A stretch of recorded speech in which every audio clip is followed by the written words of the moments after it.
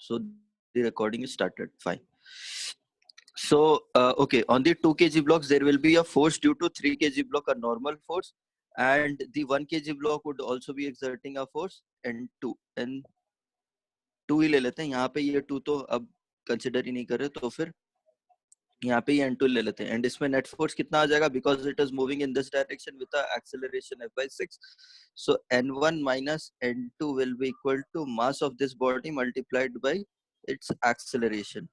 And similarly, for a 3 kg block, if you draw, there will be only a N2 which will be acting on this body, and this N2 will be equal to 3 times of the acceleration of the body. So N2 turns out to be F/2, and N1 turns out to be what is this? N2 is F/6. And okay, sorry, this is 1, my bad. This is 1, so यहाँ पे भी 1 होगा, यहाँ पे भी 1 होगा, तो ये F/6 होगा, राइट. तो ये क्या हो जाएगा, F minus F/2, तो ये F/2 आएगा N1, और क्योंकि N1 F/2 है और N2 यहाँ से भी आपको सेम वैल्यू ही आएगा.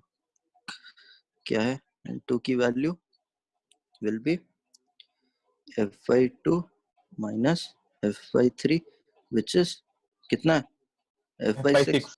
तो N2 की वैल्यू तो आपको यहाँ से समझ जाओ ना, N1 की वैल्यू F/2 आ रही है, N2 की वैल्यू आपको F/6 आ रही है. और हाँ, तो जो नॉर्मल फोर्स है in between 1 kg block and 2 kg 3 kg block and 2 kg block, वो F/2 है, और N2 है जो कि नॉर्मल फोर्स है between 2 kg block and 1 kg block, वो F/6 है. So the normal forces are different, but the net force यहाँ पे net force कितना है, it is this much, right, F/2. यहाँ पे net force कितना है, it is F/3, and यहाँ पे net force कितना है, which is F/6, है ना. F net on 3 kg block is how much, F/2. F net on 2 kg block is मैंने यहाँ, हाँ ठीक है, F/3, and F net on 1 kg block is F/6. So आपको सबके लिए तो F net different आ रहा है ना. So the net force on each block is not same. ठीक है. So the answer is A only. I think option C दिया हुआ है, but ये गलत है. ठीक है. Answer is C only. Of course आप समझो, अगर net आप intuitively भी समझ सकते हो by method of inspection, if the net force on each block is same, right, if the net force on each block is same, तो that means सबके क्योंकि सबके masses भी अलग हैं, तो सबके acceleration भी different होना चाहिए. ठीक है. अगर F net सब में different है, same है, तो क्योंकि masses सबके अलग हैं, because F net is equals to mass of the body times of the acceleration, right. So अगर ये value same है और ये सबका different है, तो A भी सबका different होगा, right. But इस केस में, हम लोग के केस में भी है क्या, A same है, M different है और F net different है.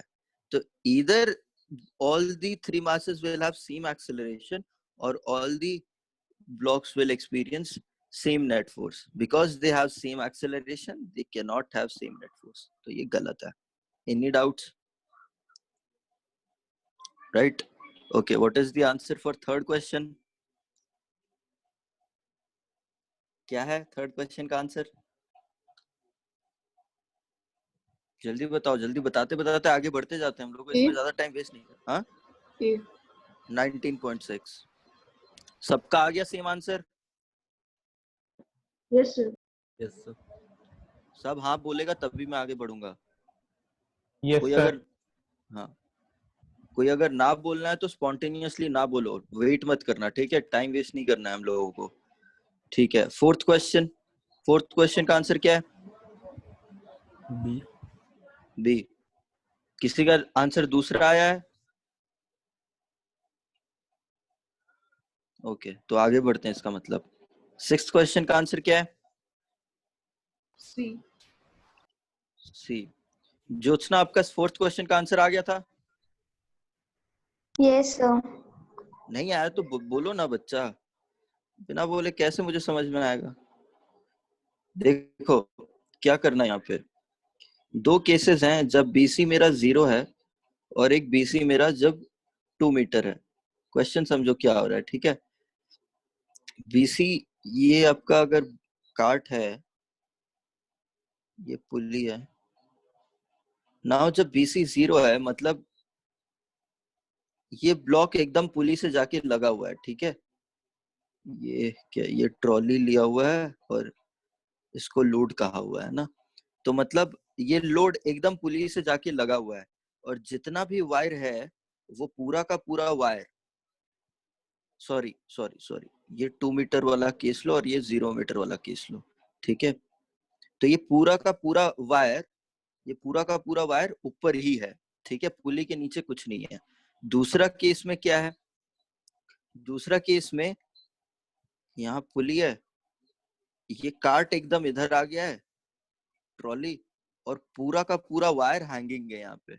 जो बीसी पोर्शन है वो पूरा का पूरा वायर यहाँ पे हैंगिंग है, ठीक है? ये एल अब लोड है। ये दो केस है, समझ में आया? Sir. BC, okay. So BC is 0, BC क्या, अच्छा माय बैड, केसेस सेम है। बीसी ये पहला वाला केस है, ये दूसरा वाला केस है, ठीक है? पहले वाले केस में क्या है, मेरा बीसी जो लेंथ ऑफ द वायर है वो पूरा का पूरा ऊपर है। दूसरे वाले केस में क्या है, जो लेंथ ऑफ द वायर है वो मेरा एकदम नीचे है, ठीक है? ट्रोली के पुली के एकदम नीचे है। तो इसमें अब मैंने तो हर एक स्टार्टिंग में आप लोगों को ये बताया हुआ था कि जो वायर है, जो स्ट्रिंग है हमारा, वो दैट मासलेस इज होगा। मासलेस होगा और फ्रिक्शनलेस होगा और इनएक्सटेंसिबल होगा, ये आपको अज्यूम करके चलना है। बट इस केस में आपको स्ट्रिंग का मास दिया हुआ है, दैट मीन्स क्योंकि अब स्ट्रिंग है तो उसमें टेंशन तो लग ही रहा होगा, बिकॉज वो हमेशा एक्सटेंडेड रहे, टॉट रहेगा। तो अब जब इस पे टेंशन फोर्स लग रहा है और इसके पास खुद का मास भी है, तो मतलब ये एक्सेलरेट करेगा। तो मुद्दा ये है कि जब इसके पास मास है और ये एक्सेलरेट कर रहा है और इस पे टेंशन लग रहा है, तो आपको न्यूटन सेकंड लॉ में जब F net equals to mass times acceleration आप लिखोगे, तब आपको इस वायर को भी, मास वाले वायर को भी आपको कंसिडर करना पड़ेगा। तो कैसे कंसिडर करोगे वो देखो। पहले वाले केस में अगर हम लोग जो लोड का फ्री बॉडी डायग्राम अगर बनाए, तो लोड का जो वेट है वो नीचे की डायरेक्शन में लग रहा होगा और ऊपर जो ये वायर है उसको टी टेंशन से खींच रहा होगा, ठीक है? जो ऊपर का वायर है वो इसको टी टेंशन से खींच रहा होगा और ये लोड का वेट नीचे लग रहा होगा, ठीक है? एंड अगर मैं ये मानूं कि ये नीचे की डायरेक्शन में एक्सेलरेट कर रहा है, तो मैं इसको A1 ले लेता हूँ, नीचे की डायरेक्शन में एक्सेलरेट कर रहा है। सिमिलरली अगर मैं ट्रॉली का अगर बनाऊं, जो ट्रॉली है, ट्रॉली का फ्री बॉडी डायग्राम पे उसको सिर्फ राइट के डायरेक्शन में, उसको सिर्फ राइट के डायरेक्शन पे हमारा सेम टेंशन के साथ पुल कर रहा होगा, ठीक है? सेम टेंशन के साथ, अगर टेंशन सेम भी ना ले तो हम लोग टेंशन डिफरेंट भी ले सकते हैं। यहाँ पे टेंशन T1 ले लो, यहाँ पे टेंशन T2 ले लो, ठीक है? तो इसके साथ इस कार्ट को ये पुल कर रहा होगा एंड ये इस डायरेक्शन में एक्सेलरेट भी कर रहा है, ओके? अब आप इसका फ्री बॉडी डायग्राम बनाओ। ये किसका फ्री बॉडी डायग्राम है? ये वायर का फ्री बॉडी डायग्राम है। वायर को इस डायरेक्शन पे T1 से पुल आ रहा होगा और इस डायरेक्शन पे T2 से पुल आ रहा होगा। कोई डाउट इसमें? मैं 3 फ्री बॉडी डायग्राम बना चुका हूँ यहाँ पे। कोई डाउट इसमें? No, sir. हाँ, और ये वायर भी सेम इस डायरेक्शन में एक्सेलरेट कर रहा होगा, ठीक है। इतना जब आप बता दोगे पहला फ्री बॉडी डायग्राम बनाने के बाद, तो आप देखो क्या क्या कहोगे। आप कहोगे कि पहले वाले फ्री बॉडी डायग्राम से you can write as weight of the load minus T1 will be equal to mass of the load multiplied by its acceleration. This is your first equation from the first free body diagram. Next equation will be T2 will pull the trolley with the mass of the trolley, ये M1 ले लो, ये M2 ले लो, mass of the trolley with the same acceleration. This is your second from the free body diagram. Third free body diagram, because the rope is moving in this direction, so you will say T1 minus T2 multiplied by the mass of the rope, R माने rope, mass of the rope multiplied by its acceleration. So ये तीन free body diagram से मैंने तीन equation लेकर आ गई, और constraint equation ये कह रहा था कि तीनों बॉडीज के एक्सेलरेशंस भी सेम होंगे, बिकॉज रोप को टाउट रखना है। रोप अगर स्लैक कर गया तो फिर टेंशन गायब हो जाएगा, और दोनों जो लोड और कार्ट एक दूसरे के साथ इंटरैक्ट नहीं कर पाएंगे, तो दोनों के बीच में एक्सेलरेशंस के बीच में कोई रिलेशन ही नहीं होगा, बिकॉज तीनों के रोप, कार्ट और लोड के एक्सेलरेशंस के बीच में रिलेशन है, तो रोप में टेंशन होगा, एंड क्योंकि ये कंस्ट्रेंट रोप के में टेंशन रखना है, तो हमारे तीनों के एक्सेलरेशन भी सेम होने चाहिए, तो इसीलिए हम लोगों को तीनों के एक्सेलरेशन भी हमने यहाँ पे सेम रखा हुआ है। नाउ सॉल्विंग दिस, आप सॉल्व करो इसको। आपको M1 दिया हुआ है, M1 is how much? Mass of the trolley is 5A1. Weight of the trolley will become 5G. This is T1. T2 turns out to be, oh sorry, this is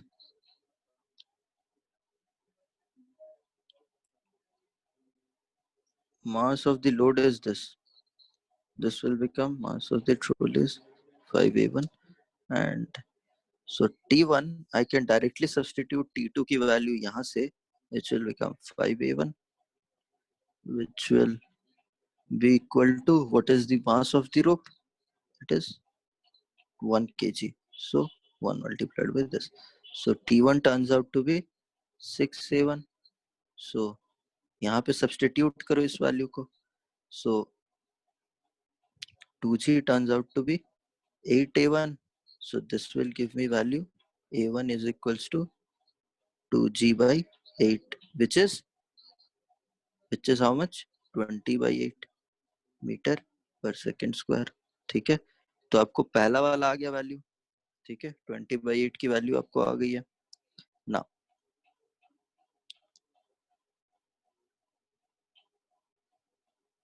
in this case, कौन सा case? ये वाला case, ठीक है। Second case में भी same.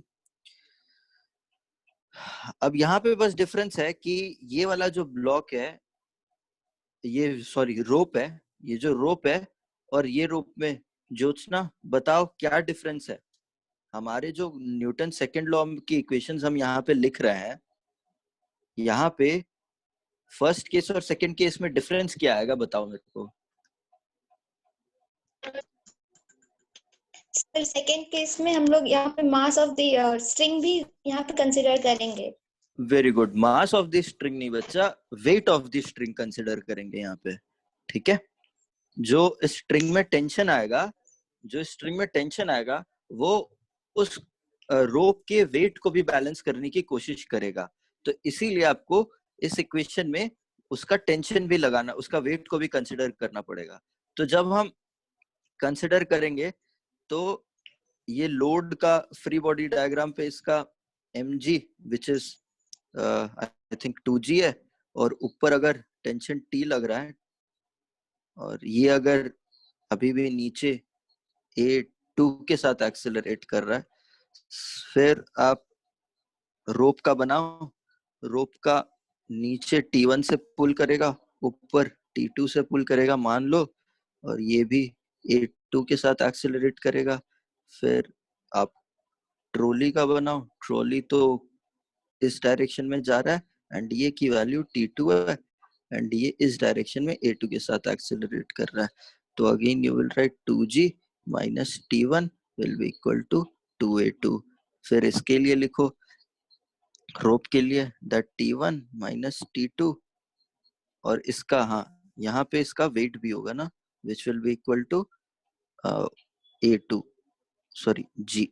ठीक है, T1 plus G will be equal to A2 and T2 will be equal to what is the weight 5A2। Clear है? ये इक्वेशन आपने जो कहा उसी को ही मैंने अप्लाई किया यहाँ पे। यहाँ पे जब हमने इक्वेशन लिखा था रोप के लिए हमने, और यहाँ पे जो इक्वेशन लिखा हमने रोप के लिए, डिफरेंस ये है कि हमने रोप का वेट भी यहाँ पे इंक्लूड किया हुआ है। ठीक है, when you solve this equation you will get A2 to be how much 30/8 meter per second square। ठीक है, so answer 2 is right। Clear है ज्योत्सना कैसे सॉल्व करना है? Yes, sir. हमेशा याद रखो न्यूटन्स लॉज ऑफ मोशन। देखो Newton's laws of motion mechanics का कोर है। ठीक है, सब बच्चों ध्यान से सुन लो, न्यूटन्स लॉज ऑफ मोशन जो है मैकेनिक्स का कोर है ना। वो कोर का मतलब ये है this chapter will help you develop your aptitude towards physics। ठीक है, this will develop your brain towards solving more analytical questions, physics से related, math से भी related, chemistry से भी related।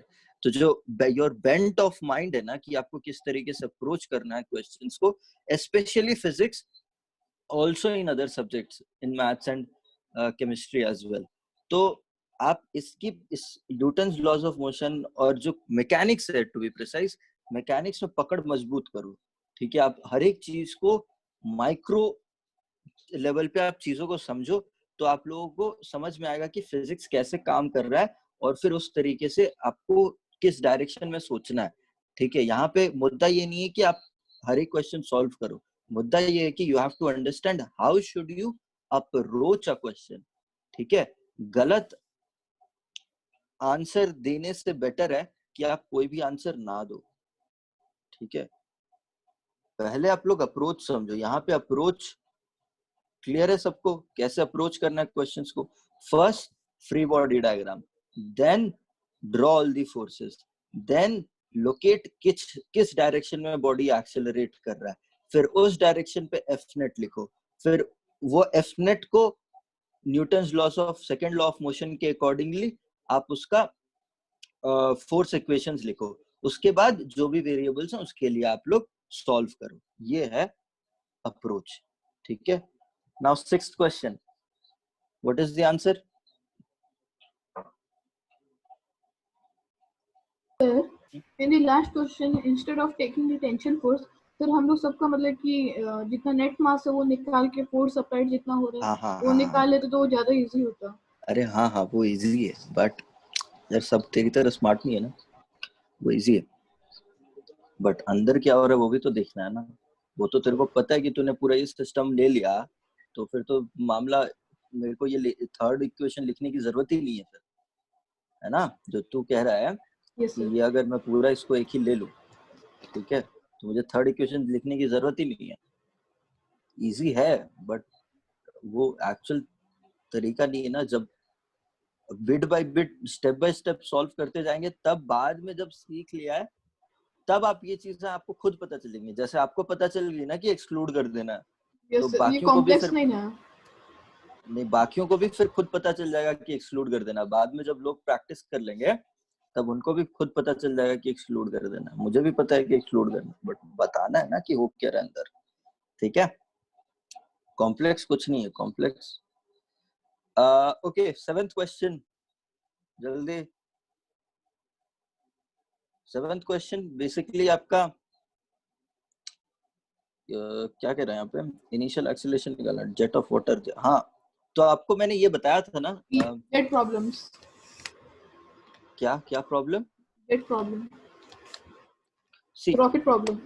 yeah see I told you that force is equals to rate of change of momentum. Okay, but momentum, I told you, is mass times of velocity. So now when you differentiate it, either you can differentiate with respect to time, mass you can differentiate, either you can differentiate velocity with respect to time. So this rate of change of mass multiplied by the velocity plus mass times of acceleration, this is your actual thing. ठीक है, but because in Newton's laws of motion you assume कि आपका mass with respect to time change नहीं हो रहा है, तो F is equals to m आप बोल देते हो, but if mass is changing तो ये वाला चीज आपको लेना पड़ेगा. ठीक है, तो इस केस में ये वाला चीज जो 7th क्वेश्चन है उसमें ये वाला कॉन्सेप्ट यूज होगा. यहाँ पे block of metal is weighing this much दिया हुआ है, it is struck with jet of water at rate this much in speed. तो आपको dm by dt दिया हुआ है, आपको dm by dt दिया हुआ है, आपको v दिया हुआ है, तो आप उसका इन दोनों को मल्टीप्लाई करके आप इसका फोर्स निकाल सकते हो कि ये जेट ऑफ वाटर कितना फोर्स एक्सर्ट करेगा, वो इतना फोर्स एक्सर्ट करेगा. फिर जब आपको दोनों को मल्टीप्लाई करके जो F आ गया, this F will be equal to इस ब्लॉक ऑफ मेटल पे इतना F लग रहा है, इस ब्लॉक ऑफ मेटल पे इतना F लग रहा है, और इस ब्लॉक ऑफ मेटल का इतना F लग रहा है, तो F नेट ये हो गया उसके लिए, multiply it with mass of the block, multiply it with the acceleration. So you know F is equals to dm by dt times of v, you divided by the mass of the block, you will get the acceleration. So dm by dt आपको दिया हुआ है, this is 1 kg second inverse, velocity is 5 meter per second, and mass of the block is 2 kg. So you can find out A, which is 2.5, right? 5 by 2. ये रहा. ठीक है, आगे बढ़े. Yes. अब बताओ 13th and 14th में हो गया या फिर डिस्कस करना है? बेझिझक बताओ बच्चा, बेझिझक बताओ क्या करना है, डिस्कस करना है? No sir. Yes sir. Yes sir, very good. आ जाओ फिर. क्या दिक्कत है, किसने कहा यस सर? सर हम प्रियांश. ओके भैया प्रियांश, हमको बताओ कि दिक्कत कहाँ हुई है. समझ नहीं आया. समझ ही नहीं आया. Very good. ये सब मतलब स्टार्टिंग में ही प्रॉब्लम हो गई ना, कि मतलब क्वेश्चन में मांग क्या रहा है, जानना क्या चाहता है, वही समझ में नहीं आया है ना. तो इसके लिए आप क्वेश्चन बार बार पढ़ो और थोड़ा सा मतलब ना अलग अलग क्वेश्चन देखने की कोशिश करो, तभी जाके जितना ज्यादा क्वेश्चन देखोगे उतना ज्यादा आपको क्वेश्चन का डिमांड समझ में आएगा. क्वेश्चन का डिमांड पहले अंडरस्टैंड करना ही क्रिटिकल है. जब तक वही समझ में नहीं आएगा तो सॉल्व क्या करोगे. तो ये पूछ रहा है कि man slides down the rope, down a light rope. Light rope मतलब रोप का मास नहीं है. ठीक है, दे दिया यहाँ पे लाइट रोप का मतलब रोप का मास नहीं है, और कह रहा है कि इसकी breaking strength eta times of its weight है, minimum acceleration of the. Okay, मानो ये रोप है, मानो यहाँ पे तुम लटके हुए हो. ठीक है, तुम यहाँ लटके हुए हो और तुम क्या कर रहे हो, तुम स्लाइड डाउन कर रहे हो. ठीक है, तुम स्लाइड डाउन कर रहे हो तो क्या होगा, लेट से तुम स्लाइड डाउन कर रहे हो ए एक्सेलरेशन के साथ. ठीक है, तो अगर मैं तुम्हारा फ्री बॉडी डायग्राम बनाऊं तो तुम्हारा पे फ्री बॉडी डायग्राम पे क्या क्या फोर्स लगेगा, प्रियांश बता. नीचे मैं तुम mg, हाँ, नीचे तुम्हारा वेट लगेगा है ना, और क्या क्या लगेगा बताओ. टेंशन टेंशन कहाँ लगेगा, किस डायरेक्शन में? Opposite mg. अपोजिट mg हमेशा जरूरी नहीं है बच्चा. देखो तुम ये रोप को पकड़ के गिर रहे हो ना नीचे, तो मतलब रोप को तुमने छुआ हुआ है, तो रोप तुमको ऊपर की डायरेक्शन में खींचेगा. तो हमेशा ये पुल फोर्स है ना, ये पुल फोर्स है, इसीलिए ऊपर की डायरेक्शन में लग रहा है। ऑपोजिट mg मत बोल देना, क्योंकि rope will try to pull the body connected to it, तो इसीलिए ये ऊपर की डायरेक्शन में है। ठीक है, तो ये दोनों फोर्स लग रहे हैं आप पे, और आपने क्या माना कि ये स्लाइड डाउन कर रहा है, क्वेश्चन में दिया हुआ है कि ये स्लाइड डाउन कर रहा है, तो नीचे के डायरेक्शन में एक्सेलरेट कर रहा है अगर आपने मान लिया। ठीक है, तो आप इसका फ्री बॉडी डायग्राम का इक्वेशन लिखो। क्या लिखोगे? mg माइनस टी, क्योंकि नेट फोर्स इधर हुआ ना, अगर ये नीचे की डायरेक्शन में एक्सेलरेट कर रहा है तो एफ नेट इतना होगा, है या नहीं है? Yes sir. T minus M G नहीं करोगे, समझ में आ रहा है ना? यहाँ पे एम जी माइनस टी करोगे, sir. क्योंकि नीचे की डायरेक्शन में जा रहा है। फिर इसको इक्वेट क्या करोगे? इसके मास के साथ, mass of the man times of इसके एक्सेलरेशन के साथ। अब फिर वापस क्वेश्चन पे आओ। क्वेश्चन क्या हुआ है कि man slides down a light rope whose breaking strength is n times of his weight and minimum acceleration so that the rope does not break। आपको चाहिए कि रोप टूटे ना। ठीक है, आपका आइडिया, क्वेश्चन बोल रहा है कि रोप मेरा टूटना नहीं चाहिए। तो रोप अगर टूटेगा नहीं, लेट्स से रोप टूट जाता है, ठीक है, अगर आपको पूछा हुआ है कि ये नहीं करना है, मतलब अगर पेरेंट्स आपको बोले कि बाहर नहीं जाना है, ये खेलना नहीं है, वो नहीं करना है, तो पहले तो वही करते हो ना। ठीक है, forbidden fruit is always sweeter. तो लेट्स यहाँ पे कह रहे हैं कि रोप नहीं टूटना चाहिए, तो पहले रोप को तोड़ के देखते हैं। तो अगर रोप को तोड़ना है तो आपको क्या टेंशन लग रहा है, चाहिए होगा, वो पता करना होगा। तो रोप की मतलब वो टेंशन आप डिटरमाइन करो किस पे वो रोप टूट रहा है। तो क्वेश्चन क्या आप कह रहा है कि ब्रेकिंग स्ट्रेंथ कितनी है? येटा टाइम्स ऑफ इट्स वेट है।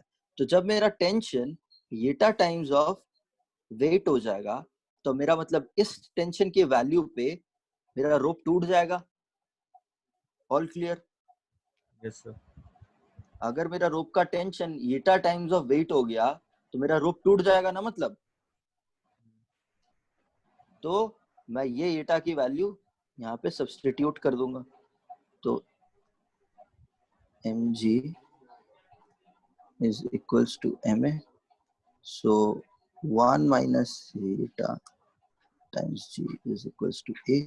so इतना एक्सेलरेशन, इतना मैक्सिमम एक्सेलरेशन मैं लेके नीचे गिर सकता हूँ, इतना मैक्सिमम एक्सेलरेशन मैं लेके नीचे गिर सकता हूँ, तब तक मेरा रोप नहीं टूटेगा। लेकिन जब मेरा एक्सेलरेशन इसके बराबर हो जाएगा और इससे ज्यादा हो जाएगा, तब जाके मेरा रोप टूट जाएगा, बिकॉज मेरा ब्रेकिंग स्ट्रेंथ जो है वो एक्सीड कर जाएगा। ठीक है, clear Priyansh? Yes sir. Question को कैसे समझना है, समझ रहे हो ना? Yes sir. हाँ, अब आ जाओ नेक्स्ट क्वेश्चन पे। 13, 14 बताओ, करना है या फिर आगे बढ़ सकते हैं? अरे बेझिझक बताओ बच्चा, आंसर क्या है 14th का? अद्वै,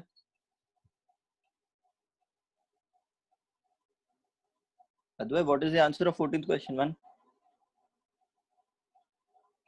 Hello.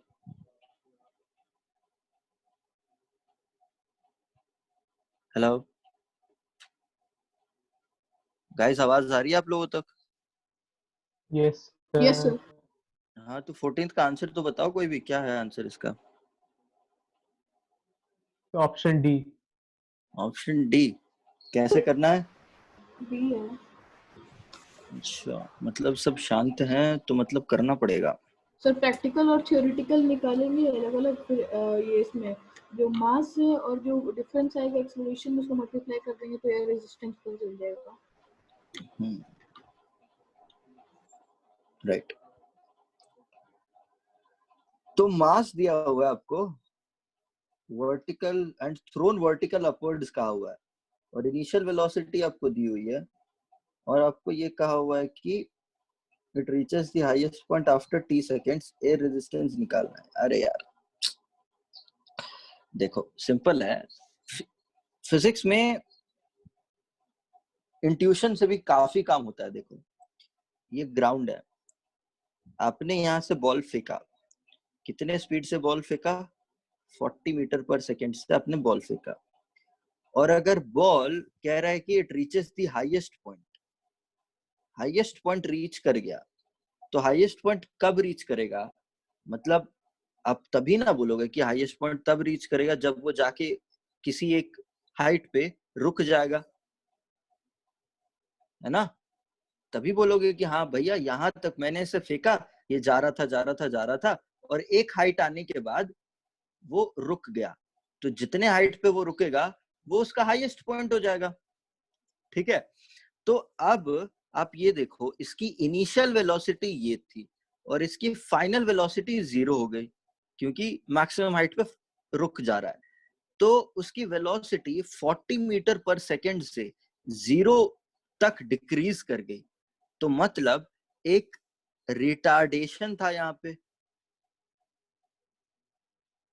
तो जब ये बॉडी रिटार्ड कर रहा है तो एक इस डायरेक्शन पे रिटार्ड कर रहा है ना, तो मतलब इस डायरेक्शन पे एक फोर्स लगना चाहिए। ठीक है, तभी जाके ये इस डायरेक्शन पे रिटार्ड कर रहा होगा कि कोई एक फोर्स इसे इस डायरेक्शन से, जब ये ऊपर जा रहा है तो इसे इस डायरेक्शन पे कुछ चीज इसे रोकनी चाहिए, तभी जाके ये ऊपर नहीं जा पाएगा। तो ये फोर्स को यहाँ पे एयर रेजिस्टेंस कहा हुआ है।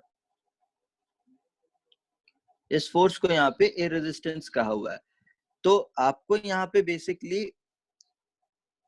अगर मैं v is equals to U plus A T करूं तो मुझे v पता है, u पता है बिकॉज u 40 है, v 0 है, t 3 सेकेंड्स दिया हुआ है हाईएस्ट पॉइंट पे, तो मुझे a की वैल्यू पता चल जाएगी विच इज 40/3, बकायदा माइनस होना चाहिए यहाँ पे।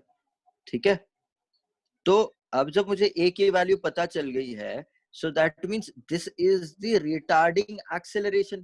This is the acceleration with which body is retarding.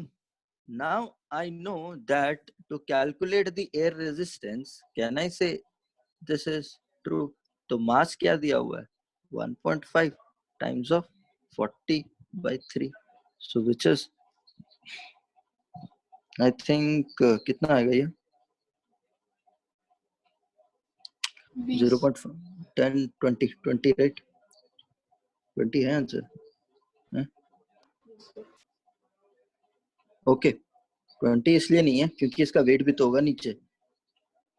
This includes, okay, this includes its weight also ना, तो प्लस वेट होगा, समझ में आ रहा है ना? ठीक है, this is minus, this is minus, so this will B 5। ठीक है, आंसर डी। कोई दिक्कत? कोई दिक्कत कहीं पे रिपीट करने की बात? No sir. ठीक यार, हमने सोचा था कि कंस्ट्रेंट इक्वेशंस करेंगे, आप इसी में से ही लगता है प्रैक्टिस करके नहीं आए। क्या ये सब मैं अभी के लिए छोड़ दूं कि आप लोग बाद में प्रैक्टिस करके आओगे करके, या फिर इसे ही डिस्कस कर रहे हैं? तो छोड़ दीजिए। आप लोग बाद में प्रैक्टिस करके आएंगे, राइट? Yes sir.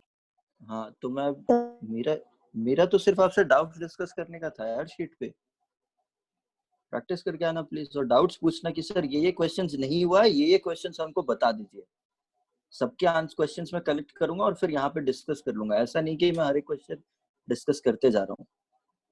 ठीक है, okay. Question number 1, constant equations solve कीजिए। क्वेश्चन दिख रहा है सब लोगों को? अगर नहीं दिख रहा, कोई अगर फोन पे है तो they can zoom on the left side जहाँ पे कंस्टेंट इक्वेशंस का पेपर है। You have to find the question in this question.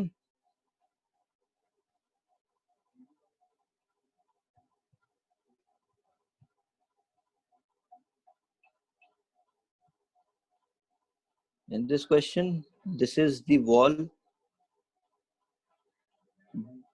this is the rod, and the A part of the rod has been given a velocity v in horizontal direction, and in the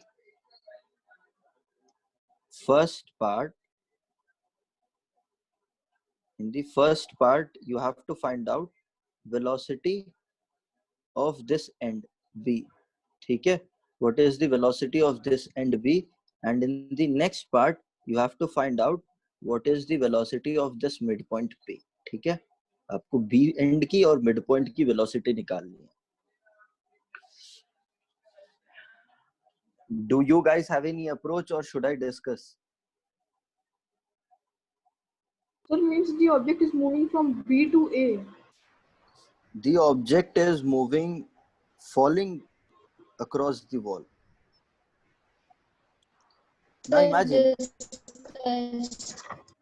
हाँ, देखो धैर्य रखो. अब मुझे बताओ, ये अगर rod की t इक्वल्स टू 0 पोजीशन ये है, ठीक है? रॉड की पोजीशन t इक्वल्स टू 0 ये है. अगर मैं, ये A एंड है और ये B एंड है, अगर मैं इस एंड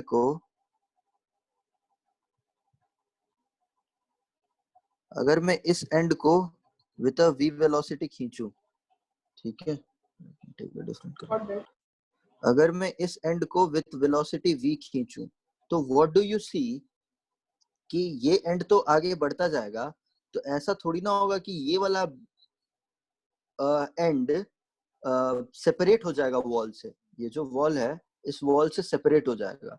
कैसा आपको फील क्या आ रहा है कि अगर मैं ए एंड को खींचूं तो ये बी एंड स्लाइड करता हुआ नीचे जाएगा, है नहीं है?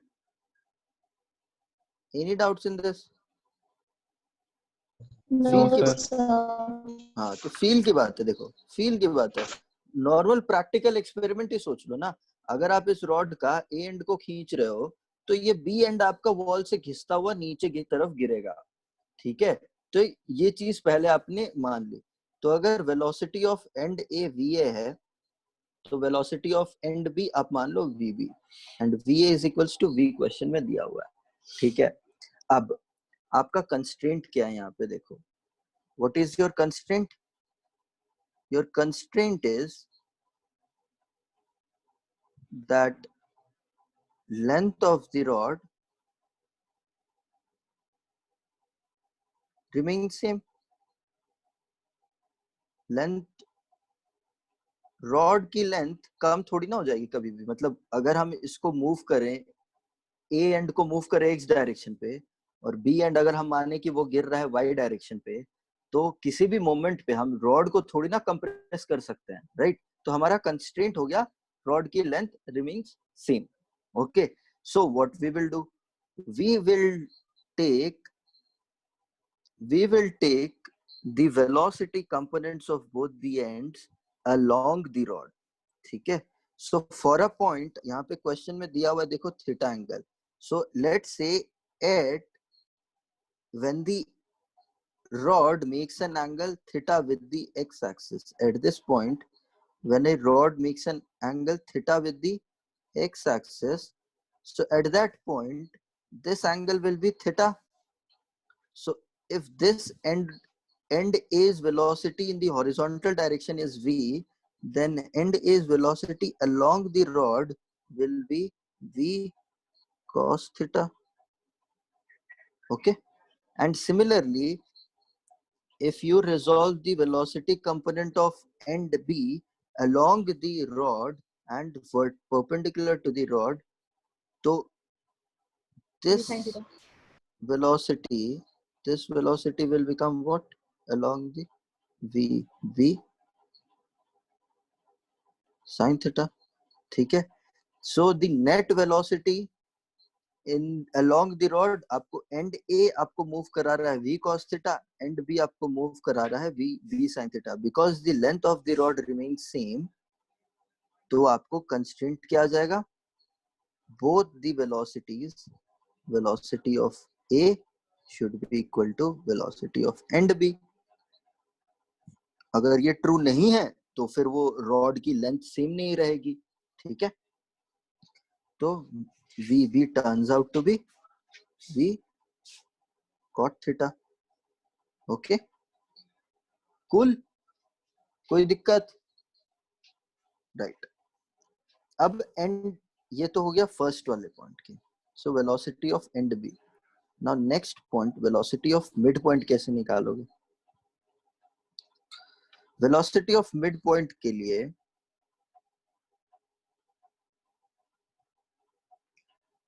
अज्यूम करो कि ये रॉड है,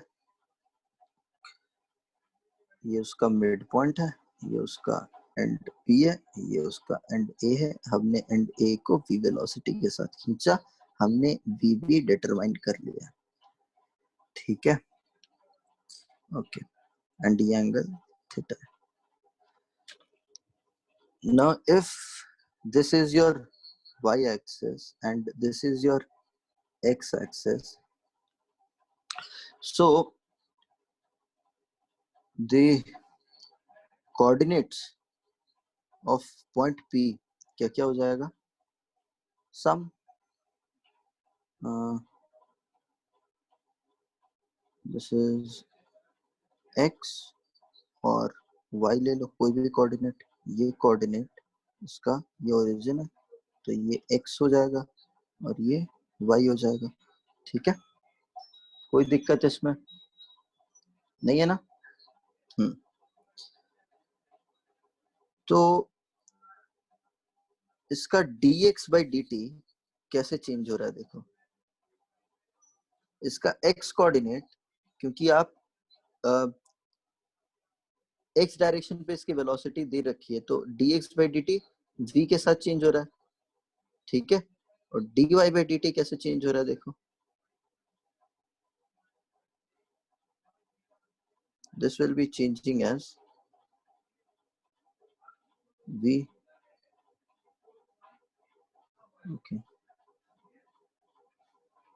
vb का velocity is v cot theta ना, तो v cot theta is differentiation of v cot theta is v cosecant theta cot theta, isn't it? Sorry.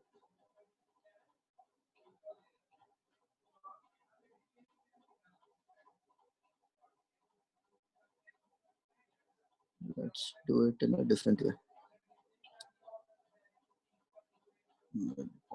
Okay. So you take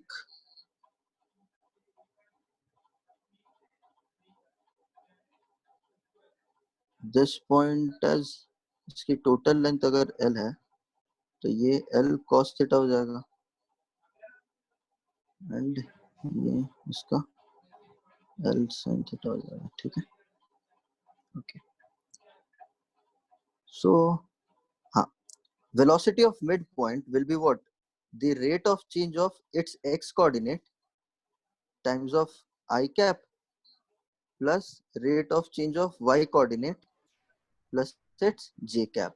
ठीक है, अगर हम इसका कोऑर्डिनेट x और y लेते हैं, ठीक है, what is the rate of change of its x coordinate is v, because x is changing as the speed of velocity of end point A. So this is I cap. And what is the rate of change of the y coordinate? It is v cot theta j cap. ठीक है, तो इसका अगर आप v का modulus लोगे तो आपको क्या आएगा? 1 प्लस cot square theta. ठीक है, so this will be what? v 1 plus cot square theta is what? Cosecant theta. So velocity of end point P will become v cosecant theta. कोई doubts? Yes, sir. क्या है बताओ? Sir, if point A is moving with v velocity and then we consider that point P is also moving with v velocity in the x direction, then I think that v will no longer be in contact with the wall. No. See, let's understand how the body is moving. Always let's see that this is your it. जब angle theta है वो ये situation है, ठीक है। जब angle कुछ और होगी तो ये ऐसी हो जाएगी, जब एंगल कुछ और होगी तो वो ऐसे हो जाएगी, ठीक है। तो एंगल हमारा चेंज हो रहा है, ठीक है, एंगल हमारा चेंज हो रहा है, बट ये B point is always in contact with ये बी डैश ले लो, ये बी डबल डैश ले लो, यहाँ पे ए डैश, यहाँ पे। तो लेकिन एक एंगल पॉइंट तो ऐसा आएगा ना कि जब ए थोड़ा ज्यादा दूर हो जाएगा तो बी खींच के बाहर निकल जाएगा, उसे कांटेक्ट हो सकता है, लेकिन तब ये कंस्ट्रेंट ट्रू नहीं रहेगा ना। हो तो सकता है, डेफिनेटली हो सकता है, बट तब हमारे साइज पास फिर भी चेंज नहीं होगा। कौन सा चेंज नहीं होगा? ये कंपलसरी है क्या कि वो सटर है उसमें? मुझे क्वेश्चन एक्चुअली समझ में नहीं आया, क्या कंपलसरी है? Is it compulsory that B is always in contact with y-axis? नहीं, हम लोग ये अज्यूम कर रहे हैं कि ये हमेशा कांटेक्ट में रहेगा। कंपलसरी तो कुछ भी नहीं है, मतलब the thing is if you pull it very fast enough, अगर आप एंड ए को बहुत ही फास्ट पुल कर ले तो of course B point contact से हट जाएगा, ठीक है, of course B point contact से हट जाएगा अगर आप बहुत फास्ट खींच रहे हो। तो पॉइंट ये कि आप लोग उस कंडीशन पे कंस्ट्रेंट इक्वेशन लिख नहीं सकते हो। हमारा कंस्ट्रेंट क्या है?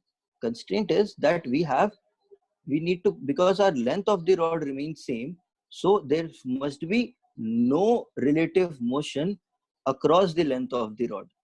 So if I take two end points, end A और end B, तो इन दोनों के बीच में कोई relative motion ही नहीं होना चाहिए, because अगर इन दोनों के बीच में relative motion है तो ये दोनों points either contract करेंगे या दोनों एक्सटेंड हो जाएंगे, दोनों पॉइंट्स एक दूसरे से अगेंस्ट मूव करेंगे या तो फिर दोनों पॉइंट्स एक दूसरे के तरफ मूव करेंगे। तो इस केस में दोनों के पास रिलेटिव मोशन होगा। तो अगर रॉड मेरा रिजिड है तो दोनों एंड पॉइंट्स के बीच में रिलेटिव मोशन नहीं होना चाहिए। ये मेरा कंस्ट्रेंट है basically, and this constraint motion is giving me the velocity of one and point, and based on that constraint motion only I'm able to extract the velocity of its midpoint also, ठीक है, because the rate of change of the x coordinate of the midpoint and rate of change of the y coordinate of the midpoint depends on how the end points A's coordinates are changing and how the end point B's coordinate are changing. The rate of change of coordinates of end point B will give me the y direction में velocity of midpoint P, and rate of change of speed of endpoint A will give me the rate of change of coordinate of x coordinate of the midpoint P. Clear है इतना बात? आगे बढ़ सकते हैं? Sir, if we take any other point other than the midpoint, then this will be applicable. कोई भी दूसरे पॉइंट पे भी हमारा x कोऑर्डिनेट और y coordinate of course similarly change हो रहा है, राइट? कोई भी दूसरा पॉइंट ले लो, अगर हमारा x कोऑर्डिनेट यहाँ पे अगर हम लोग लेते हैं, then if we take point B, if you take point B, but the x coordinate of point B is not changing. x coordinate ये हम लोग ना अज्यूम करा ना, अभी तो यही बोला ना कि कांटेक्ट पे है बॉडी हमेशा, ये तो हमने अज्यूम किया हुआ है ना। ब्रॉड हम लोग B के एकदम जस्ट राइट वाला पॉइंट का भी उसी स्पीड से चेंज हो रहा होगा जिस स्पीड से A का चेंज हो रहा होगा। हम लोग ये अज्यूम कर रहे हैं, देखो बॉडी B पॉइंट पे जो पार्टिकल है, B पॉइंट पे जो रॉड का एंड है वो सीधा सीधा गिर रहा है, और A पॉइंट हम लोग का सीधा x डायरेक्शन पे आगे बढ़ रहा है और B पॉइंट हमारा y डायरेक्शन पे नीचे गिर रहा है। और मिड पॉइंट कैसा जा रहा है? मिड पॉइंट का x डायरेक्शन पे भी वेलोसिटी है और y डायरेक्शन पे भी वेलोसिटी है, ठीक है। और इसका नेट वेलोसिटी कुछ आपको ऐसे आएगा, ठीक है, कुछ एक नेट वेलोसिटी आपको ऐसा आएगा। तो जैसे जैसे रॉड को आप इधर खींचते रहोगे तो वो एक पॉइंट उसका नीचे गिरता रहेगा B पॉइंट, और A पॉइंट उसका x एक्सिस पे आगे बढ़ता रहेगा, और जो मिड पॉइंट है वो थोड़ा थोड़ा ऐसा आते रहेगा। और कोई भी दूसरा पॉइंट ले लोगे तो भी उसका कुछ डिफरेंट वेलोसिटी होगा, ऑफ कोर्स x एक्सिस के साथ डिफरेंट और y एक्सिस के साथ डिफरेंट एंगल बना रहा होगा, तो वेलोसिटी अलग अलग हो सकता है हर पॉइंट में। इसीलिए ना यहाँ पे और यहाँ पे वेलोसिटीज डिफरेंट आ रही हैं, राइट? और कुछ ज्यादा दिमाग नहीं लगाना है इसमें, सिंपल सा क्वेश्चन था, सिंपल से आगे बढ़ रहे हैं। कंस्ट्रेंट इक्वेशन समझ में आया इसमें क्या है? क्लियर है? Yes sir. आगे बढ़ सकते हैं? ओके, सेकंड वाला क्वेश्चन देखो।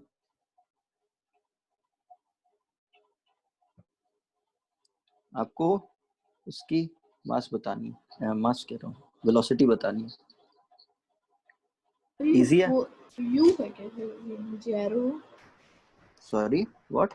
Is it u? हाँ, u means the velocity. It is the velocity of this end point of the rope. This end point is being pulled with u velocity. This end point of the rope is being pulled with u velocity. You have to find out the velocity of m. So u sec theta. U secant theta. Any other answers?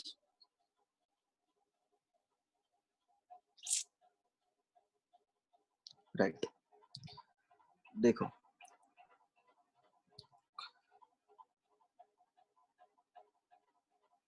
दो approaches में बता देता हूं। एक तो simple bye inspection method जो मैंने बताया हुआ है, दूसरा वाला भी मैं बता दूंगा ताकि तो वही तो हो गया ना, सेकेंड थीटा, उसी को तो कहते हैं। देखो, बाय इंस्पेक्शन वाला तरीका देख लो ध्यान से, ठीक है?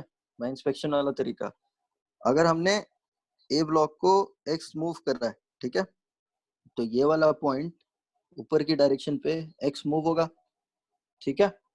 तो अगर ये एक्स मूव हुआ तो अलोंग दिस स्ट्रिंग और अलोंग दिस स्ट्रिंग कितना मिलेगा? अगर ये x है तो कितना मिलेगा इसका कंपोनेंट? बिकॉज अगर ये y ले लो, ठीक है, और ये परपेंडिकुलर आप यहाँ से ड्रॉ करोगे, ठीक है, तो if this angle is theta, graph drawing clear आ रहा है ना सबको? What I am doing is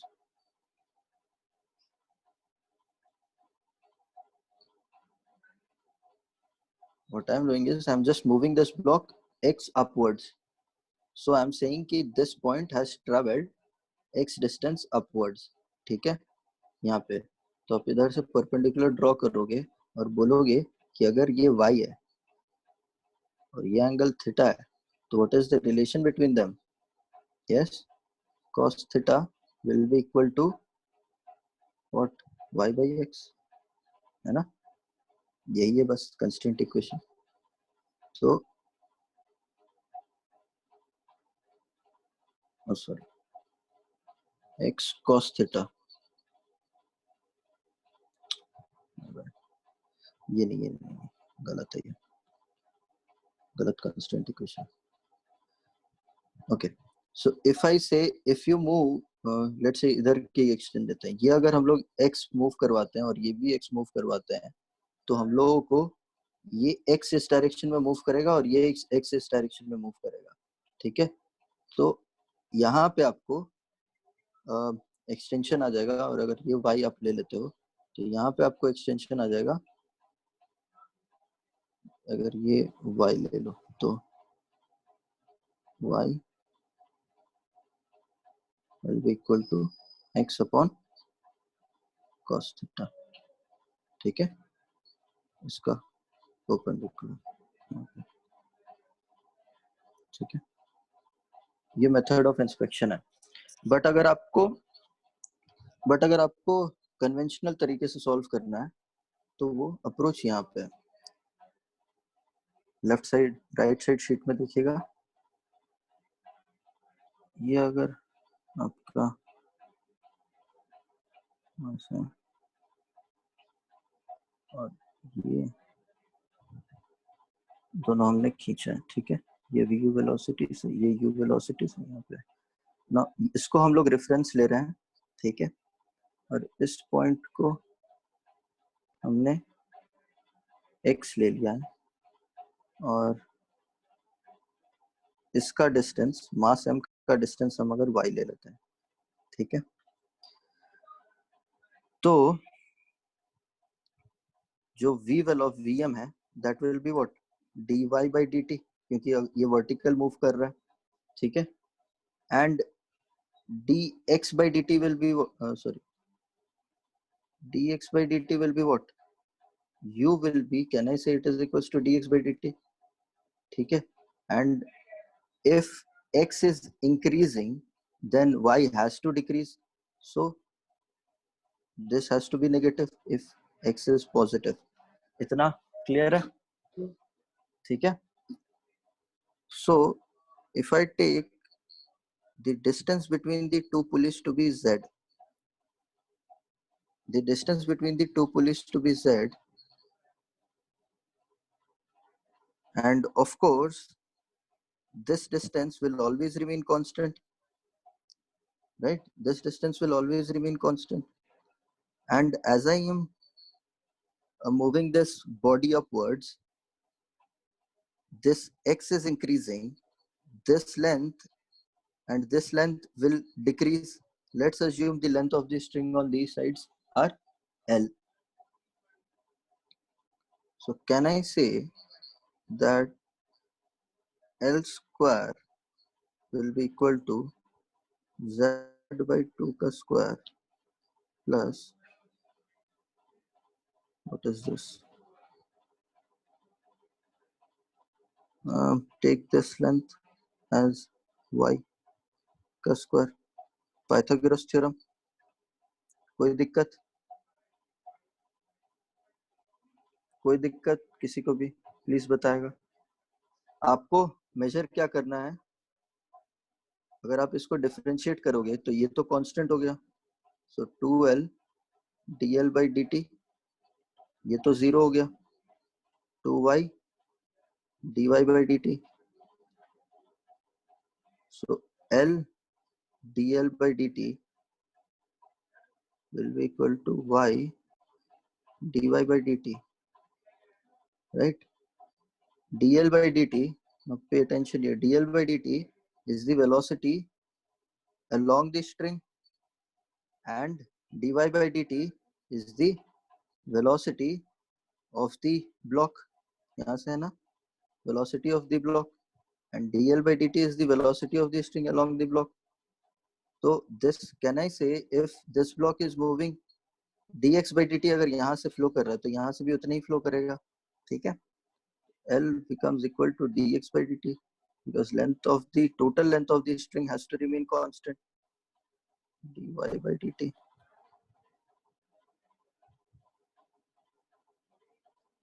So dx by dt, which is u, and dy by dt, which is vm, will be equal to L by y. And in this triangle, if this angle is theta, so this is L and this is y, okay? This is L and this is y. So what is the relation between them? Can I say it is u by cos theta? ठीक है, कोई doubt पूछेगा मेरे को? कोई doubt कहीं पे भी रिपीट अगर करना हो तो please ask me.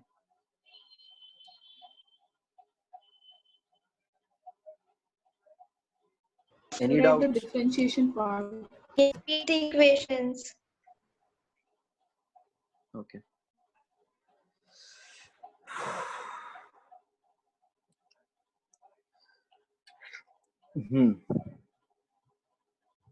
Let me redraw this thing again.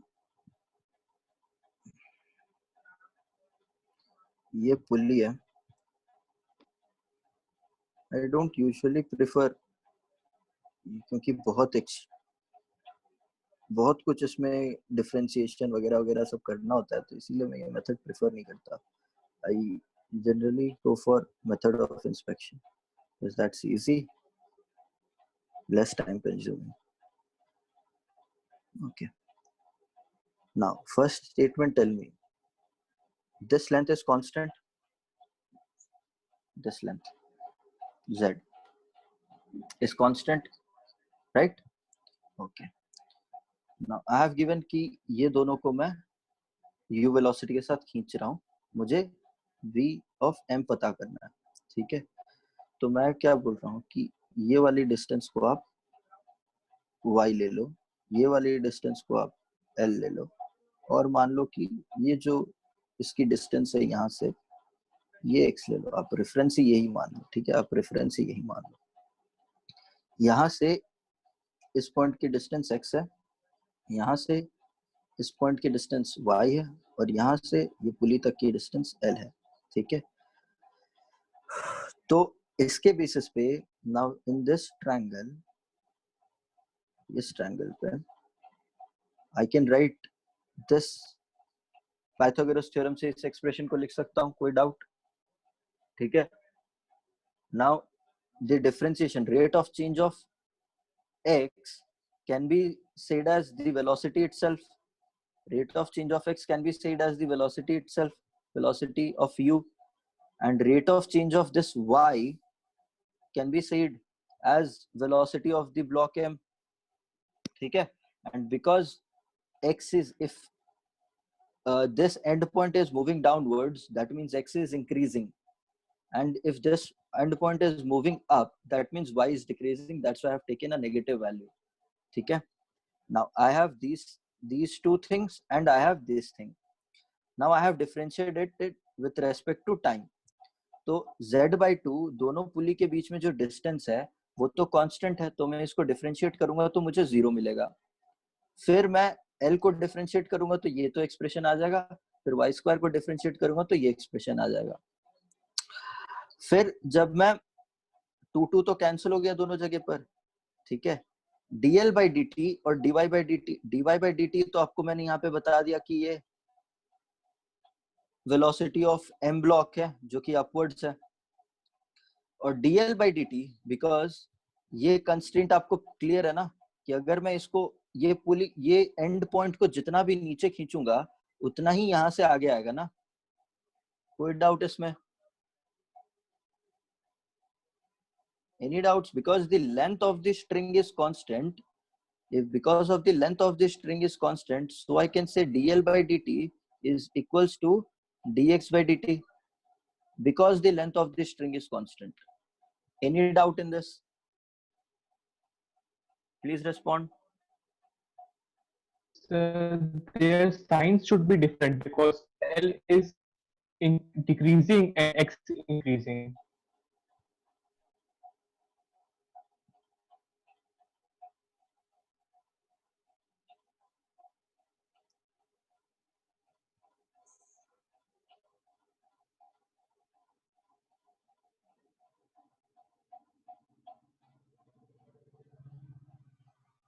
क्या कहा था यहाँ पे?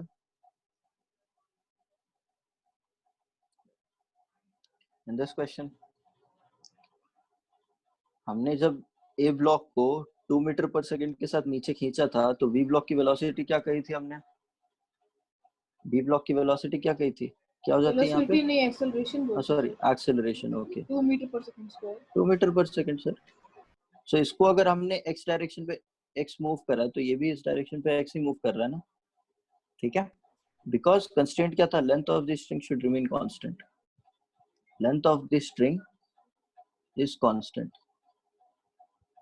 This is the constraint. So if you move this block x distance downward, then this A block has to move, B block has to move x distance along the incline because it is restricted to move along that incline, right?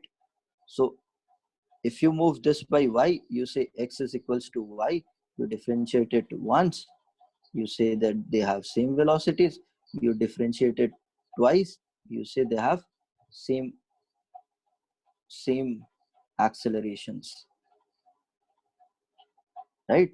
So that's why they have same accelerations. If you move this down by 2 meter per second square, then you have to move it up with the same acceleration 2 meter per second square. Same thing is used here.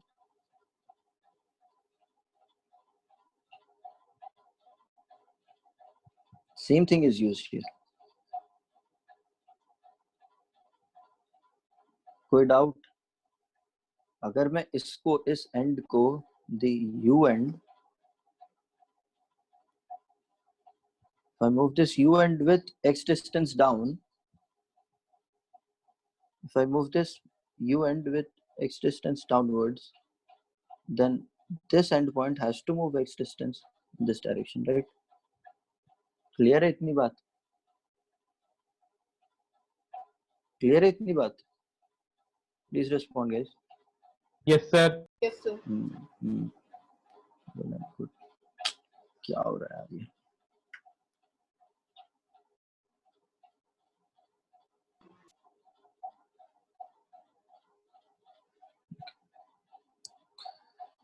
तो so that's why dl by dt is equals to dx by dt.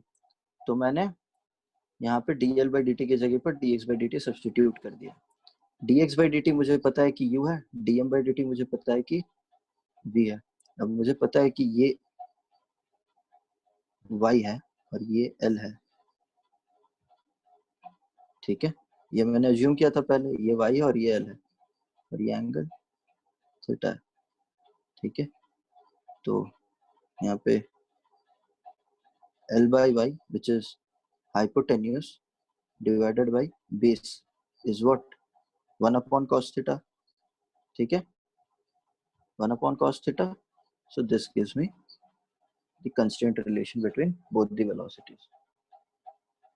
Any doubts, Advay? Advay, No, is it sir. clear? Aditya, is it clear? Yes, sir. Yes, sir. Arvind, Yes, is sir. it clear? Yes, sir. Jyotsna, clear है? Yes, sir. Priyansh, clear है? Yes, sir.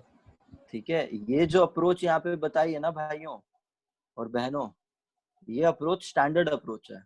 ठीक है, but इस approach को regularly follow नहीं करते हैं because ये बहुत ही लंबा तरीका है. आपने अभी देख लिया कि कितना लंबा है. ठीक है, तो सरदर्द हो जाता है इतना करने पे, इसीलिए ये सब नहीं करते हैं generally.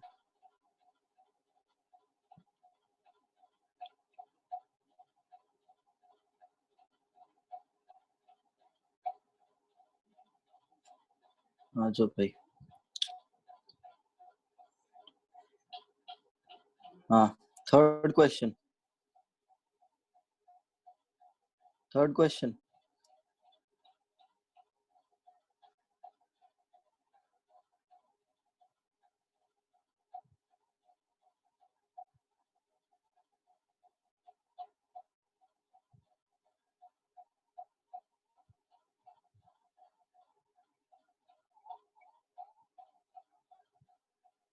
Anyone wants to try?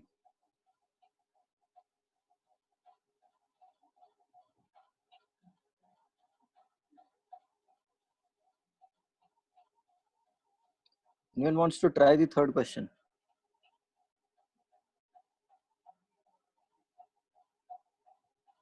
So find क्या करना है? मैंने बताया नहीं क्या? अच्छा, देख नहीं रहा.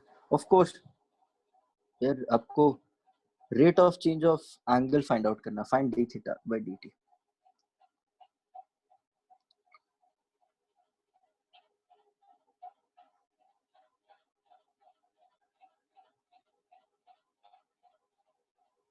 ये एक हेमिस्फीयर है और इस हेमिस्फीयर को हम लोग हॉरिजॉन्टली v2 वेलोसिटी के साथ खींच रहे हैं. एक स्लैब है जो कि हम लोग उसको भी हॉरिजॉन्टल वेलोसिटी v1 के साथ खींच रहे हैं. और इस हेमिस्फीयर की रेडियस जो है वो r है और ये रॉड हॉरिजॉन्टल के साथ एंगल थीटा बना रहा है. राइट, और एट दिस पॉइंट रॉड का सेंटर ऑफ द हेमिस्फीयर से x डिस्टेंस पे है. ठीक है, क्या है इसका? Again establish the constraint relation. What is the constraint relation? Can I say that x is equals to, बताओ यार, ट्रायंगल लगा के बताओ क्या होगा ये x और r के बीच में relation. x cos theta, x sin theta. x sin theta is r ना, तो r cosec theta हो जाएगा, है या नहीं है? ठीक है, कोई दिक्कत? इसको डिफरेंशिएट कर दो, आर कांस्टेंट है तो बाहर ले लो। कोसेक थीटा का differentiation minus cosec theta cot theta और d theta by d t. ठीक है, now pay attention here, d theta by d t आपको निकालना है, बाकी सब तो चलो एट दिस पर्टिकुलर एंगल, जब टाइम किसी भी टाइम पे जब थीटा एंगल होगा तो ये सब की वैल्यू भी आपको पता चल जाएगी। आपको D theta by d T निकालना है, तो आपका dx by dt क्या हो जाएगा? Advay, would you like to tell me what will be the dx by dt in this case?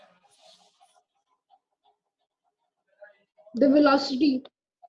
Yes, of course the velocity, but what will be the value? I have given you the velocity of the hemisphere is v2 in rightward direction and velocity of the rod is v1 in the leftward direction.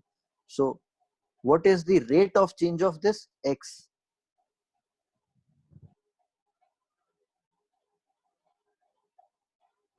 So हाँ, सब लोग ध्यान से सुनो, सब v1 लोग plus ध्यान। v2 very good, किसने कहा ये चीज? Arvind, excellent sir. man, excellent. See, the x coordinate, the x will change because x is changing. आप इस रॉड को भी पुल कर रहे हो यहाँ पे और इस स्फीयर को भी पुल कर रहे हो यहाँ पे। जब इस स्फीयर को आप पुल करोगे राइट साइड पे, तो ऑफ कोर्स जो ये सेंटर पॉइंट है, ये सेंटर पॉइंट पे भी उसी वेलोसिटी के साथ आगे बढ़ेगा, है या नहीं है? और ये जो, अगर ये पॉइंट को a मानो, दिस पॉइंट, और ये पॉइंट को आप c माने हो, तो आपका जो c पॉइंट है it is moving away with velocity v2 and जो a पॉइंट है it is moving away with the velocity v1. So both the end points which makes the x value, both the end points, c point is moving away and a point is moving away. So the relative velocity of separation between the 2 points will dictate how the x is changing with respect to time. Clear है? ये जो दो end points हैं a का, ये x के जो end points हैं a और c, तो क्योंकि ये दोनों के बीच में relative velocity है, तो ये रिलेटिवली a और c का लोकेशन कैसे चेंज हो रहा है वो बताएगा कि आपकी x की वैल्यू टाइम के साथ कैसे चेंज हो रही है। तो ऑफ कोर्स रिलेटिव वेलोसिटी की बात आ रही है, तो क्या हो जाएगा यहाँ पे v1 प्लस v2, क्योंकि दोनों ऑपोजिट डायरेक्शन में जा रहे हैं, ऐड होगा। ठीक है, this will be equal to, divide कर दो बस इसको ना, r कोसेक थीटा और कॉट थीटा से, तो आपको d थीटा बाई dt पता चल जाएगा। ठीक है, सिंपल सिंपल, आगे बढ़ते हैं। माइनस साइन, माइनस साइन तो बच्चा, माइनस साइन का रोल क्या है यहाँ पे? अच्छा, दो चीज मैं आपको यहाँ पे बता देता हूँ। नेगेटिव साइन का रोल हो जाएगा, जैसे कि पहले वाले क्वेश्चन में भी देखा था, दिस सिग्निफाइज डिक्रीज। ठीक है, मतलब अगर थीटा आपको नेगेटिव आ रहा है वैल्यू, मतलब आपकी थीटा की वैल्यू डिक्रीज हो रही है और कुछ नहीं। ठीक है, दूसरी बात, अब अगेन फिजिक्स इंट्यूशन पे चलता है, तो इंट्यूशन वाली बात बता देता हूँ मैं। देखो, रिलेटिव वेलोसिटी का कॉन्सेप्ट है ये, रिलेटिव वेलोसिटी पे मैं थोड़ा बता रहा हूँ। ए पॉइंट है और बी पॉइंट है, ठीक है, ये अगर दोनों ऑपोजिट मूव कर रहे हैं, तो अगर इसकी वेलोसिटी v है और इसकी वेलोसिटी v है, तो velocity of a with respect to b क्या हो जाएगी? a प्लस बी, है ना? हेलो हेलो बच्चों, आवाज आ रही है सबको? Yes, sir. हाँ, तो velocity of a minus velocity of b, तो ये minus v a plus b हो जाएगा, because you are considering this direction to be positive. ठीक है, अगर दोनों एक दूसरे को अप्रोच कर रहे हैं, तो वेलोसिटी क्या हो जाएगा? अगेन va माइनस vb करोगे तो आपको क्या मिलेगा? This is va plus vb। ठीक है, और अगर a और b दोनों सेम डायरेक्शन में जा रहे हैं। P और EB, तो velocity of A with respect to B क्या हो जाएगा? Velocity of A minus velocity of B। देखो अब फिजिक्स समझने वाली बात क्या है ना। Imagine you are standing at this location A and someone your friend is standing at this location B. Now if you both are moving away from each other, if you both are moving away from each other with same velocity, let's say with same velocity, let's say, so in your perspective the your friend would be moving with what velocity? 2v, and your relative separation, hello, आवाज आ रही है ना बच्चों? Hello, Yes, sir. ठीक। तो आप लोग जो आपका फ्रेंड है वो आपको दुगना स्पीड से भागता हुआ दिखेगा एंड आपको दोनों के बीच में डिस्टेंस भी इंक्रीज होता हुआ दिखेगा। और अगर वो दोनों आप लोग एक दूसरे के तरफ अगर आ रहे होगे तो ऑफ कोर्स दोनों की डिस्टेंस आपको तभी भी ये 2v वेलोसिटी के साथ आता हुआ दिखेगा और आपकी डिस्टेंस जो है वो दुगनी डिक्रीज होते हुए दिखेगी। ठीक है, ये सब कॉन्सेप्ट्स आप लोगों को आई होप पता होगी, है ना, रिलेटिव वेलोसिटी की। तो that's why this is clear कि v1 प्लस v2 क्यों हुआ है। कोई दिक्कत नहीं है ना v1 प्लस v2 क्यों हुआ है समझने के लिए? No sir. Alright, fourth question please जल्दी से बता दो। Fourth question, this should be on your tips. Fourth का you have to find the velocity of U v, cos theta. just simple enough। ये u है इस डायरेक्शन पे, तो along yes this sir, you string, along this string क्या हो जाएगा? u cos theta। Zero. तो this should move vertically up, va should be equal to u cos theta। easy easy peasy। okay, now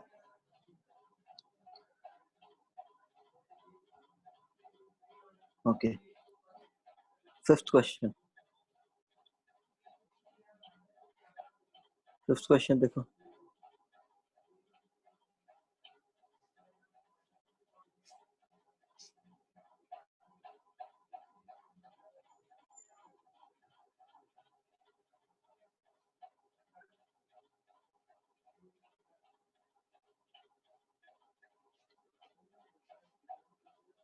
इसको इधर v3 के साथ भेजा हुआ है, इधर ये v2 के साथ जा रहा है, इधर ये v1 के साथ जा रहा है।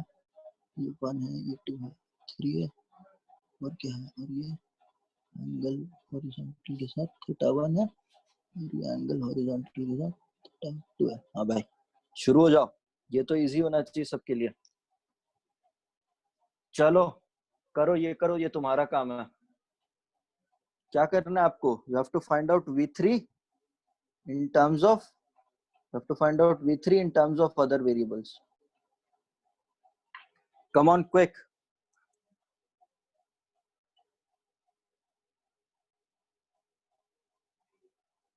take 2 minutes। 7:55 we will discuss।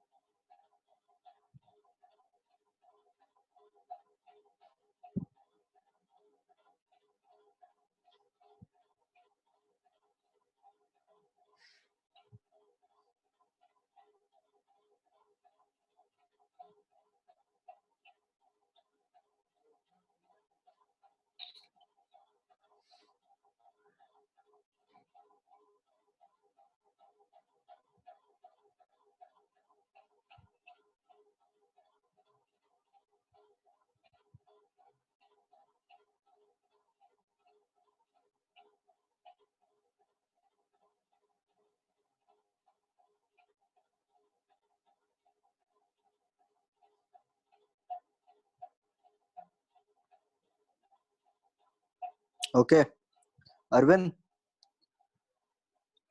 Sir ये देखो, ये वाला लेंथ हमेशा कांस्टेंट रहेगा, हाँ या ना?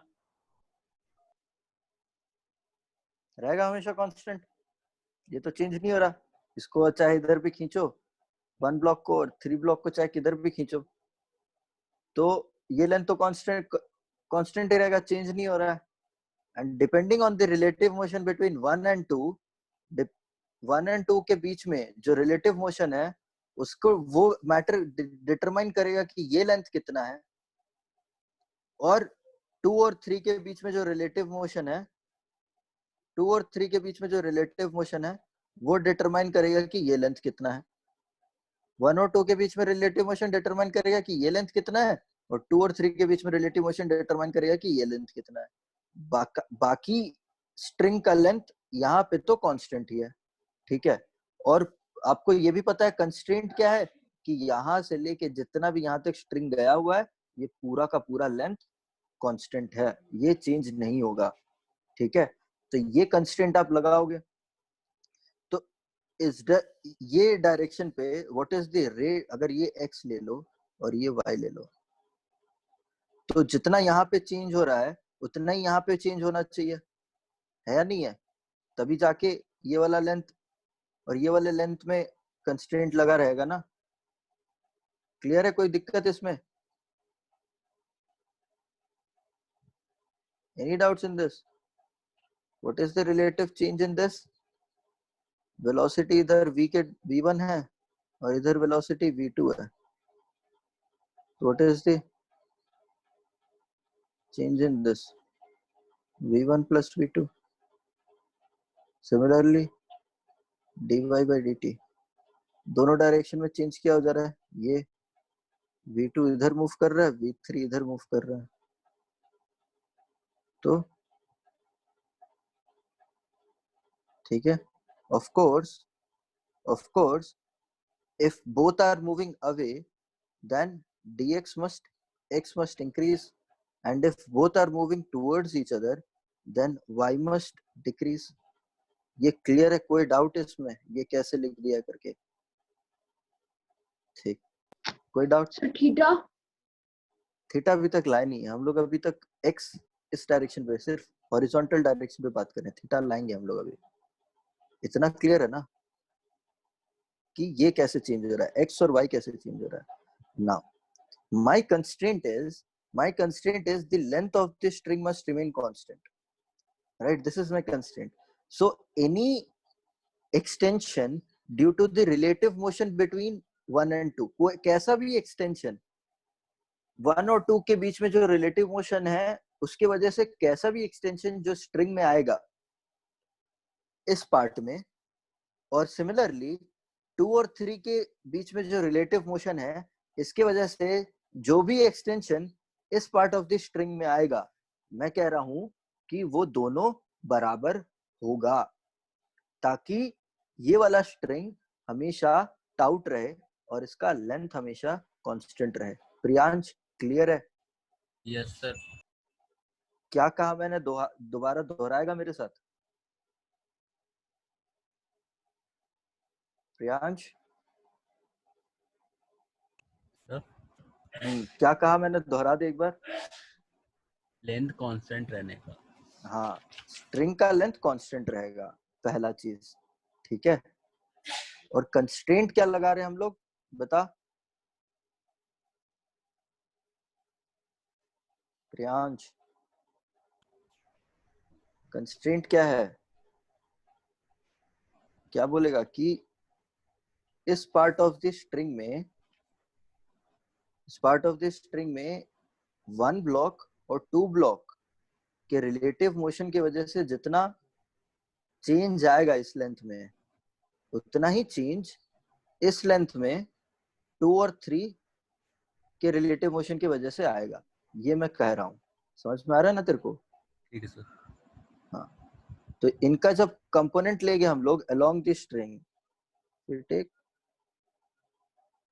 कंपोनेंट अलोंग द स्ट्रिंग, तब आ जाएगा योर एंगल की value. So v1 plus v2 cos theta 1 v2 plus v3. Of course, this is decreasing. dy by dt is decreasing. So minus cos theta 2. So this tells me that v1 plus v2 cos theta 1 by cos theta 2 whole का minus and minus v2 will be equal to v3. ठीक है, clear इतनी? Clear है ना?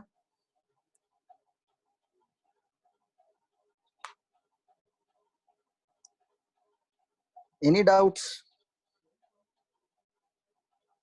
कैसे करना है? मैंने हर क्वेश्चन में कंस्ट्रेंट, स्ट्रिंग वाले क्वेश्चन में मैंने कंस्ट्रेंट्स क्या रखा हुआ है? स्ट्रिंग वाले क्वेश्चन में कंस्ट्रेंट ये रखा है कि length of the string will be constant. दूसरा, क्योंकि लेंथ कांस्टेंट है तो जितना भी बॉडी वो स्ट्रिंग जिन बॉडीज को कनेक्ट कर रहा है उन बॉडीज के मोशन के वजह से जितना भी एक्सटेंशन या कंप्रेशन स्ट्रिंग में आएगा वो सभी कुछ कैंसल आउट होने चाहिए एक दूसरे के बॉडी के मूवमेंट के वजह से. तो सिमिलरली यहाँ पे आपने वही देखा, इससे पहले वाले एग्जांपल में भी आपने वही देखा, ठीक है. उससे पहले यहाँ पे भी आपने वही देखा कि ये बॉडी जो जितना यहाँ से मूव कर रहा होता है इस बॉडी को भी हम उतना ही मूव करवाते हैं ताकि इस स्ट्रिंग का लेंथ हमेशा बने रहे. सिमिलरली हर क्वेश्चंस में हम यही कर रहे हैं बेसिकली, कोई दूसरी चीज है नहीं, कोई दूसरी चीज है नहीं. Got it? Got it? Any doubts thus far? Last question of the day, then I'll leave you guys. Question number 6. Pretty easy. Orally बता दो तुम लोग ये चीज. ज्योत्सना, orally बताओ question number 6 का.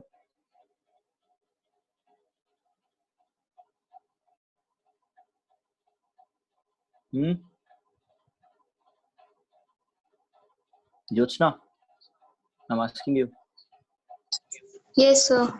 हाँ तो ओरली बताओ वेलोसिटी ऑफ v क्या होगा? वेलोसिटी ऑफ v दिया हुआ है v है, लेट्स से नीचे v ले रहे हैं, वेलोसिटी ऑफ a बताना है, क्या हो जाएगा?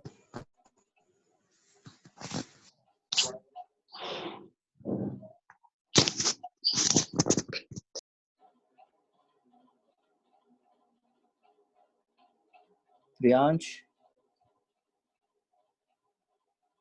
बता सकता है? V cosec theta. v cosec theta. cosec theta नहीं होगा. Let's assume velocity of a point in this direction is v by cos theta. हाँ, तो अगर इसकी वेलोसिटी हम लोग va ले रहे हैं तो along the string क्या हो जाएगा? va cos theta. So this va cos theta must be equal to v. So va is v by cos theta.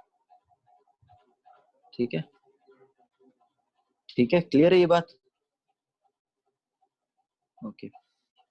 So rest of the questions we will discuss in the next class. ये police constraint है, police constraint भी करेंगे हम लोग, ठीक है. बाकी तो पुली कंस्ट्रेंट्स ही है, wedge constraints and pulley constraints normal force लगा के. ओके, तो आप लोगों को समझ में आया आज की क्लास? आज हम लोग बहुत भारी भारी क्वेश्चंस कर लिए हैं. ये सभी इनफैक्ट ओलंपियाड के क्वेश्चंस हैं कुछ कुछ, and I mean high level questions थे, तो आई थिंक अंडरस्टैंडिंग में थोड़ी कमी आ रही होगी, बट एक दो बार देख लेना, मैं आप लोगों को नोट्स फॉरवर्ड कर दूंगा एंड आपके सॉल्व करने के लिए आप लोगों को बता तो दिया ही मैंने, क्वेश्चन नंबर्स भी नोट करवा दिए, ठीक है.